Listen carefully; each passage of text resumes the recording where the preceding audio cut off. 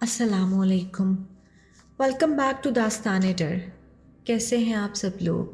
امید کرتی ہوں سب لوگ خیر و عافیت سے ہوں گے۔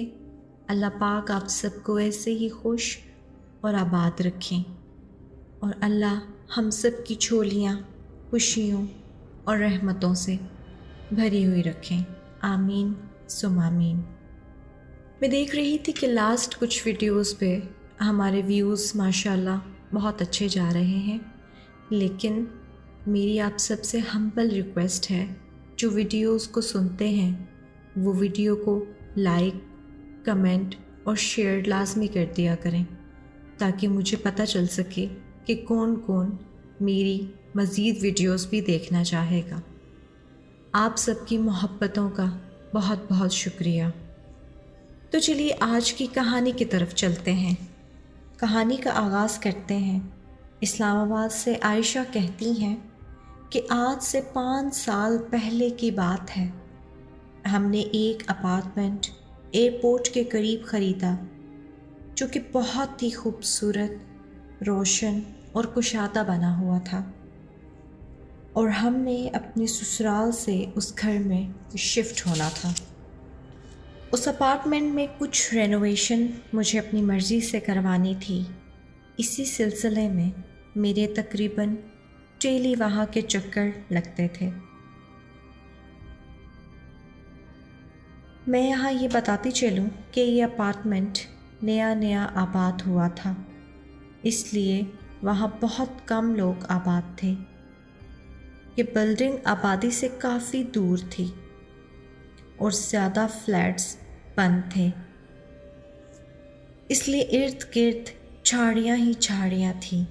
رات کے وقت وہاں آنے جانے میں کافی ڈر لگتا تھا، اور کتوں کے بھونکنے کی آوازیں ماحول کو اور بھی زیادہ پراسرار بنا دیتی تھیں، اس لیے میں رات کے وقت وہاں آنے جانے سے پرہیز کرتی تھی۔ سسرال والا گھر بک چکا تھا اور ہر بھائی کو اس کا حصہ مل چکا تھا، اور تینوں بھائیوں نے ہنسی خوشی اپنا الگ گھر لے لیا تھا، اس لیے مجبوراً ہمیں بھی وہاں سے نکلنا تھا، ورنہ میں تو چاہتی تھی کہ کچھ وقت گزر جائے تاکہ وہ بلڈنگ آباد ہو جائے۔ خیر شفٹنگ مکمل ہوئی۔ میں، میرے شوہر اور میری 2 سال کی بیٹی، ہم لوگ شفٹ ہو گئے۔ نئی جگہ پر آپ سب لوگ جانتے ہیں کہ ایڈجسٹ کرنا مشکل ہوتا ہے، اور ایڈجسٹ ہونے میں تھوڑا سا وقت بھی لگتا ہے۔ میرے شوہر نے چھٹیاں لے لی تھیں اور کافی حد تک کام نپٹا دیا تھا، لیکن پھر بھی مجھے کسی نہ کسی کام سے نیچے جانا پڑتا تھا۔ ملازمہ کا بھی انتظام ہو چکا تھا، لیکن میں نئی ملازمہ پر گھر چھوڑ کر باہر نہیں جا سکتی تھی۔ کوئی مسئلہ ہوتا تھا تو سب کو ساتھ لے کر نیچے جانا پڑتا تھا۔ ہمارے انٹرکام میں بھی مسئلہ چل رہا تھا، ورنہ میں نیچے مین آفس میں کال کر لیتی۔ ہمارے بلاک سے تھوڑا آگے جا کر بلڈنگ کا اپنا پارٹ تھا، میں وہاں جاتی تھی اکثر۔ وہاں میں ایک بہت ہی پیارے بچے کو سائیکل چلاتا ہوا دیکھتی تھی۔ وہ بچہ تقریباً 8 سے 10 سال کا ہوگا۔ میں اکثر نوٹ کرتی تھی کہ سائیکل چلاتے ہوئے اس بچے کی نظر مجھ پر اور میری اس پر جمی ہوتی تھی۔ میں اکثر سوچتی تھی کہ بچے کی عمر تو اسکول جانے کی ہے، لیکن یہ یہاں سائیکلنگ کر رہا ہوتا ہے۔ خیر میرے گھر کے کام کافی حد تک ہو چکے تھے، اور میرے باہر کے چکر بھی اب کافی حد تک کم ہو چکے تھے۔ اسی دوران میری بیٹی، جس کا نام ایزل تھا، وہ اکثر روتی تھی، تو میں اس کو لے کر اس کا دل بہلانے کے لیے ٹیرس پر آ جایا کرتی تھی۔ وہاں سے بھی وہ بچہ سائیکل چلاتا دکھائی دیتا تھا، اور حیرت کی بات تو یہ ہے، جب بھی میں اس کی طرف دیکھتی تھی تو وہ میری طرف ہی دیکھ رہا ہوتا تھا، اور وہ مجھے 9th فلور پر دیکھ رہا ہوتا تھا۔ حالانکہ گراؤنڈ فلور سے 9th فلور پر دیکھنا خاصا دور دکھائی دیتا ہے، لیکن اس کو میں صاف دکھائی دے رہی ہوتی تھی، اور وہ باقاعدہ مجھے اسمائل پاس کر رہا ہوتا تھا، اور میں بھی اس کو آگے سے ویو کر دیتی تھی۔ وہ بچہ کافی صاف ستھرا تھا اور ویل مینرڈ بھی لگتا تھا۔ میں سوچتی تھی کہ اب جب نیچے جاؤں گی تو اس سے بات کروں گی، کیونکہ مسکراہٹوں کا تبادلہ تو ہو چکا تھا اور بچے سے سامنا ہوتا رہتا تھا، اور وہ ہر وقت پارک میں ہی رہتا تھا۔ وہ بچہ میرے حواسوں پر سوار رہنے لگا تھا۔ اتفاق کی بات ہے کہ میں نیچے کھڑی تھی اور وہ سائیکل پر میرے پاس سے گزرا اور مسکراتے ہوئے آگے بڑھ گیا۔ میں نے آواز دی تو رک گیا، مجھے دیکھنے لگا، اور میں قریب گئی تو پوچھا، بیٹا کہاں رہتے ہو؟ تو وہ فوراً بولا، یہیں رہتا ہوں، 4 فلور پر۔ نام پوچھا تو بتایا، احمد۔ میں نے ہاتھ بڑھایا اور پوچھا کہ پھر احمد فرینڈس؟ اور وہ بھی بہت پیاری سی مسکراہٹ سے بولا، جی۔ میں نے پوچھا اسکول نہیں جاتے؟ تو بولا نہیں، ابھی ایڈمیشن نہیں ہوا۔ میں نے پوچھا ابھی شفٹ ہوئے ہو؟ تو بولا نہیں، ہم تو یہاں کافی دیر سے رہتے ہیں۔ تو مجھے کچھ سمجھ نہیں آیا کہ یہ فلیٹ تو ابھی 6 ماہ قبل ہی بنے ہیں، ابھی لوگوں کا آنا جانا بھی یہاں اتنا سٹارٹ نہیں ہوا، اور یہاں پہ اتنے لوگ آباد بھی نہیں ہیں، تو یہ بچہ اتنے ٹائم سے یہاں پر کیسے رہتا ہے؟ ابھی یہ سوچ ہی رہی تھی کہ میں نے اس کو بولا، احمد آنا کبھی میری طرف ماما کو لے کر؟ تو بولا، اکیلا آ سکتا ہوں، ایزل سے کھیل لیا کروں گا۔ میں بولی، کیوں نہیں، آ جایا کرو۔ اس کے بعد جب میں تھوڑا آگے گئی تو میرے ذہن نے کام کرنا شروع کیا، اور میں نے یہ سوچا کہ اس کو میری بیٹی کا نام کیسے پتہ چلا۔ پھر مجھے دوسرا یہ خیال آیا کہ میری ملازمہ اکثر ایزل کو لے کر نیچے جاتی رہتی ہے، اس نے کہیں نام نہ بتا دیا ہو۔ جس پلاٹ میں میرا اپارٹمنٹ تھا وہاں 5 فلیٹ تھے، اور اس میں سے صرف میرا فلیٹ آباد تھا۔ پھر شام کو جب شوہر گھر پہ آئے تو ان کو میں نے بتایا کہ آج میری اس بچے سے ملاقات ہوئی ہے جس کو میں اکثر دیکھا کرتی تھی، اور ان کو میں نے بتایا کہ میں نے اس کو گھر آنے کا بولا ہے۔ تو انہوں نے مجھ سے کہا کہ چلو اچھا ہے، تھوڑا آنا جانا رکھو، میں بھی گھر پہ نہیں ہوتا، آفس ہوتا ہوں۔ میں نے سوچا کہ میں کل کچھ اچھا سا بناؤں گی اور ان کی طرف لے جاؤں گی۔ اگلے دن میں نے کھانا بنایا اور ملازمہ کو ٹرے پکڑائے، میں نیچے اتری۔ جب میں لفٹ میں بیٹھ کے 4 فلور پر گئی تو وہاں پر 4-5 فلیٹس تھے۔ میں نے سوچا انہی میں سے کوئی ایک فلیٹ آباد ہوگا۔ پہلے فلیٹ کی طرف گئی، وہ بند تھا۔ دوسرا فلیٹ بند تھا۔ پھر میں تیسرے فلیٹ کی طرف گئی، وہ بھی بند تھا۔ ایسے ہی چوتھا اور 5واں، سبھی فلیٹس بند تھے، وہاں پہ کوئی بھی آباد نہیں تھا۔ اسی دوران میں گہری سوچ میں پڑ گئی کہ احمد نے مجھے تو 4 فلور بولا تھا اور یہاں پر تو کوئی بھی آباد نہیں ہے۔ پھر سوچا کہ شاید مجھے سننے میں یا احمد کو کہنے میں کچھ غلطی لگی ہوگی۔ یہی سوچتے ہوئے میں نے ملازمہ کو لفٹ کی طرف جانے کا اشارہ کیا۔ میں اور ملازمہ جب لفٹ کے پاس پہنچے تو ہم جب لفٹ کے قریب جاتے تو لفٹ بند ہو جاتی، جب پیچھے ہوتے تو لفٹ کھل جاتی۔ ایسے ہی کھل بند ہو رہی تھی لفٹ۔ اسی دوران میری بیٹی ایزل نے پوری طرح سے رونا شروع کر دیا، جیسے اس کو لفٹ کے اندر سے کوئی بھیانک سی چیز دکھائی دے رہی ہے۔ اسی دوران ملازمہ نے مجھے بولا کہ باجی لفٹ میں کوئی مسئلہ لگ رہا ہے، ہم سیڑھیوں سے چلتے ہیں۔ پھر ہم 4 سے 9 فلور سیڑھیوں کے ذریعے آئے۔ اسی دوران میں بتاتی چلوں کہ میری بیٹی پوری طرح سے رو رہی تھی، اور اس کا رونا دھونا کسی طرح سے سنبھالتے ہوئے میں 9 فلور تک پہنچی۔ میں جیسے ہی اپنے اپارٹمنٹ کے قریب آئی تو وہاں پر احمد کھڑا تھا اور میں اس کو دیکھتے ہی بولی، احمد، میں تمہاری طرف گئی تھی اور وہاں پر تو کوئی بھی فلیٹ آباد نہیں تھا۔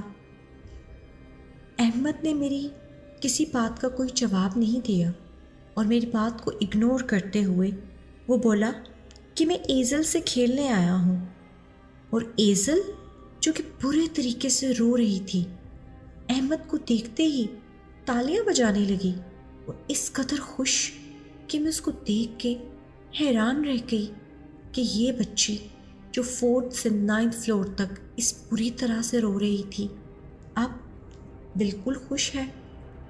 میں نے آگے بڑھ کے اپنے فلیٹ کا دروازہ کھولا، ہم سب اندر گئے۔ اسی دوران میں نے احمد کے لیے فریج سے کیک نکالا اور جوس دیا۔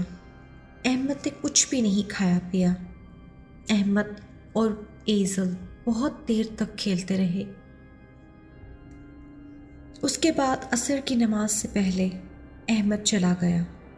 رات کو جب میرے شوہر آئے تو ان کو میں نے سارے دن کا ماجرا بتایا تو وہ بھی حیران ہو گئے کہ 4 فلور پر تو کوئی بھی آباد نہیں۔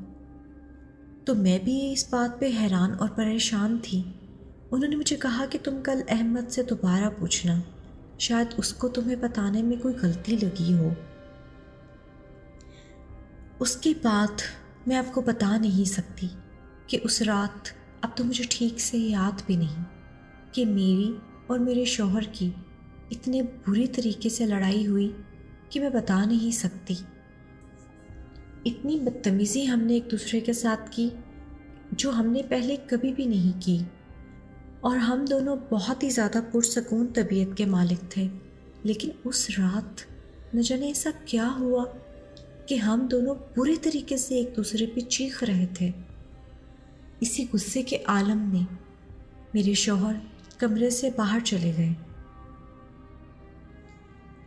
اور پھر جب وہ کمرے میں واپس لوٹے تو وہ بھی یہی سوچ رہے تھے کہ یہ سب کیا ہوا۔ اگلی صبح جب میں اٹھی تو میرے پورے جسم میں اکڑاؤ تھا اور میرا جسم برے طریقے سے دکھ رہا تھا۔ سردیوں کا موسم تھا اور مجھے لگا شاید ٹھنڈ کی وجہ سے میرے جسم میں درد ہے۔ ایزل جو کہ ابھی تک سو رہی تھی، میں نے اپنے سارے کام نپٹا لیے۔ اتنے میں ایزل اٹھی اور اس کا پھر رونا دھونا سٹارٹ۔ وہ تھاڑے مار کر رونے لگی۔ اس کو لے کر میں ٹیرس کی طرف گئی اور ٹیرس پہ جا کر میری نظر نیچے پڑی کہ گراؤنڈ فلور میں شاید احمد سائیکل چلا رہا ہوگا، لیکن وہاں پہ کوئی بھی موجود نہیں تھا۔ اتنے میں میری ڈور بیل بجی۔ ملازمہ کو میں نے بولا کہ دروازہ کھولو۔ اتنے میں ملازمہ نے مجھے آواز دی کہ باجی احمد آیا ہے۔ تو میں اس کو ریسیو کرنے کے لیے دروازے کی طرف بڑھی۔ اتنے میں ایزل جو کہ برے طریقے سے رو رہی تھی، میں آپ کو بتا نہیں سکتی کہ اس نے احمد کو دیکھ کے اتنی خوشی کا اظہار کیا کہ میں آپ کو بتا نہیں سکتی۔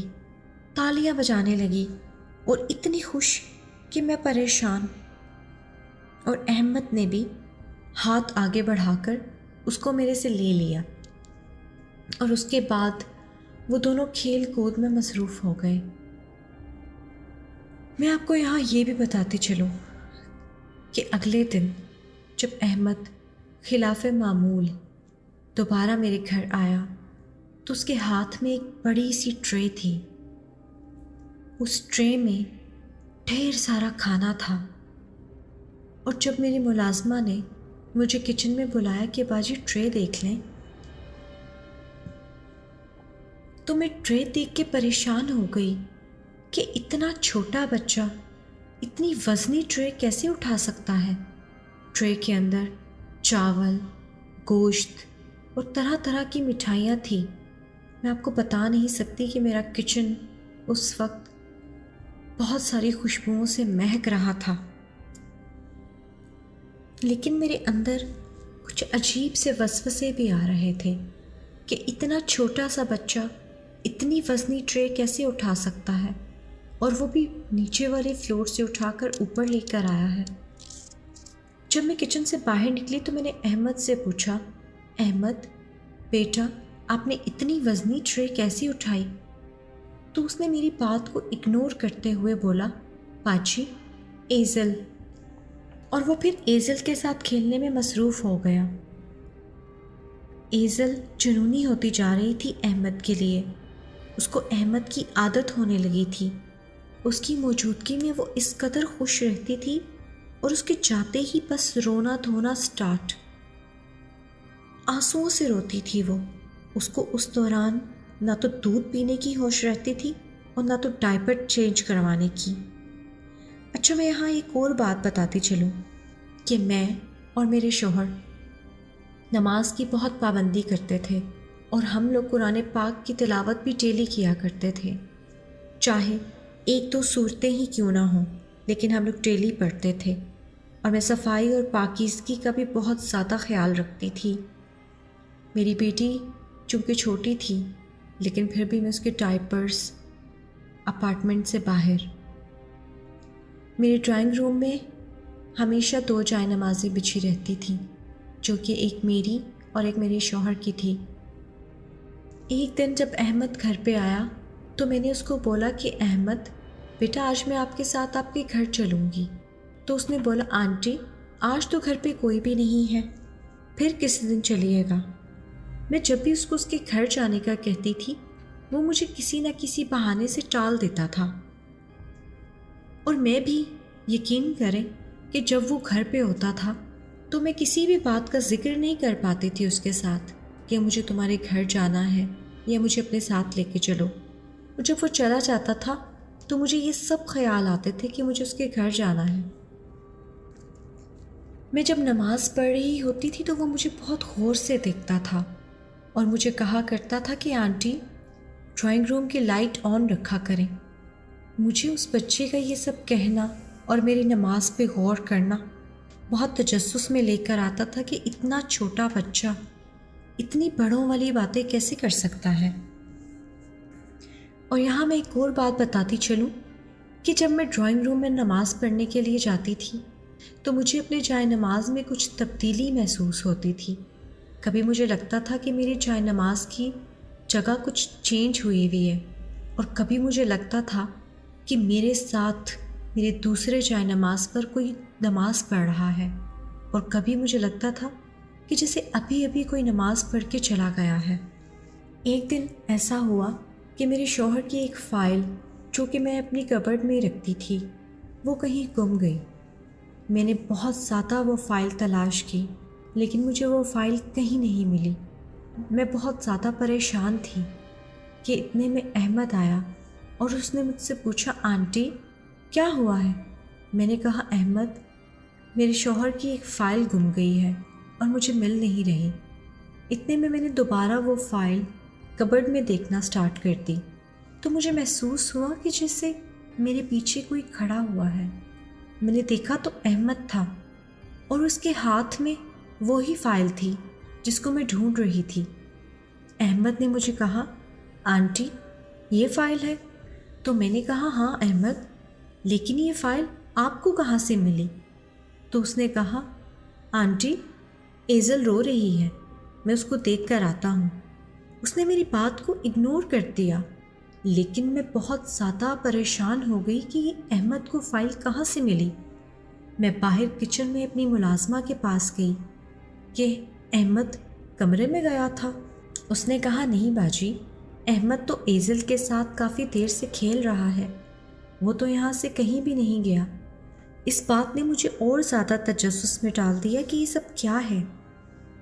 چلو میں نے شکر کیا فائل تو ملی، لیکن کچھ باتیں ابھی تک میری سمجھ میں نہیں آ رہی تھیں۔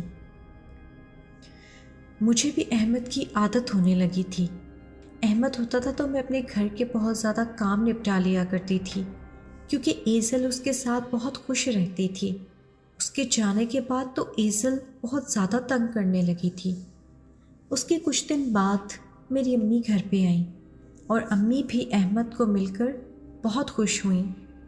ان کو بھی میری طرح پہلی نظر میں احمد بہت زیادہ بھاگ گیا۔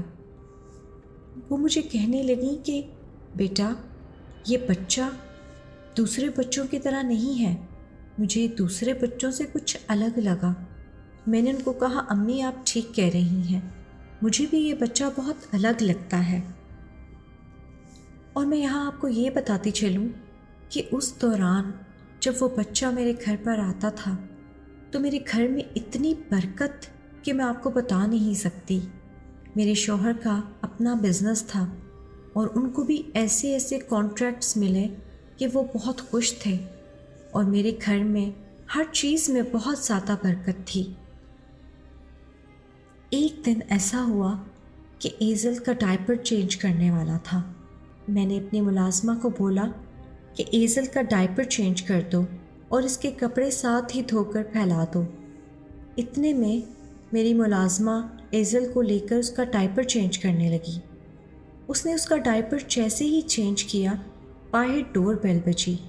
اس نے وہ ڈائپر وہیں پر ڈرائنگ روم میں سائڈ پر کونے پر رکھ دیا اور باہر دروازہ کھولنے کے لیے چلی گئی۔ دروازے پر اس کی بہن تھی اور وہ دونوں باتیں کرنے لگی۔ میں نے اتنے میں اس کو آواز دی کہ دروازے پر کھڑی مت ہو، اپنی بہن کو لے کر اندر آ جاؤ۔ وہ دونوں اپنے گھر کے کچھ معاملات ڈسکس کر رہی تھیں۔ اتنے میں جب کچن سے باہر نکلی تو میری نظر لاؤنج میں بیٹھے احمد پر پڑی، جو کہ غصے میں بہت زیادہ بھیانک لگ رہا تھا، اور اس کی نظر ڈرائنگ روم میں پڑے ڈائپر پر تھی۔ اور میں حیران ہو گئی کہ اتنا چھوٹا بچہ صرف ڈائپر کو دیکھ کے اتنا زیادہ غصہ کیوں کر رہا ہے۔ میں نے پوچھا احمد احمد بیٹا کیا ہوا ہے؟ اس نے پھر میری طرف غصے سے دیکھا، لیکن میں اس کی بات کو سمجھ نہیں پائی۔ اتنے میں احمد اٹھا اور فوراً غصے سے دروازے سے باہر نکل گیا۔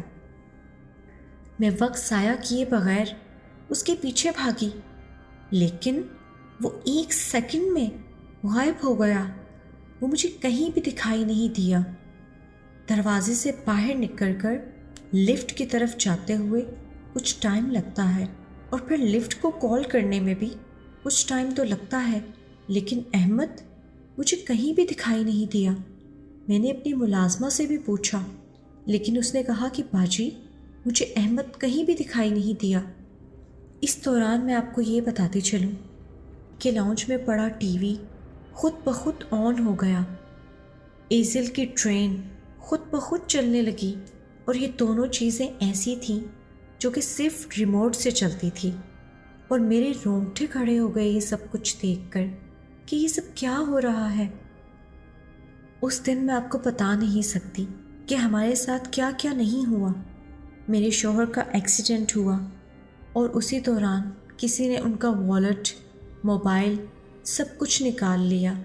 ان کے والٹ میں ان کے کریڈٹ کارڈز اور بہت سارا کیش بھی تھا۔